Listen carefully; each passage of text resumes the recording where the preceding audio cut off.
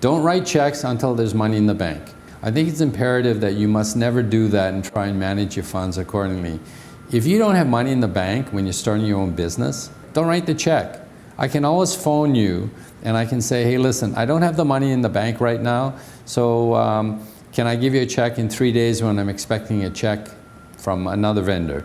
So don't write that check and give somebody a check you know you don't have funds in. That's the #1 rule I have. Never get a no from someone who can't say yes. What's that mean? I go into a place and I'm selling my wares. Some assistant comes up to me, I make the pitch. So I made the pitch to the wrong person. And I end up the meeting and I say, well, Mr. So-and-so or Miss So-and-so, do we have a deal? And the person says no. Well, that person would have said no to me before because he can't say yes. He's only trained to do one thing, is say no.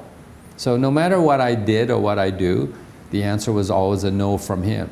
So see the right person, go to the right people, and make sure that they can say yes.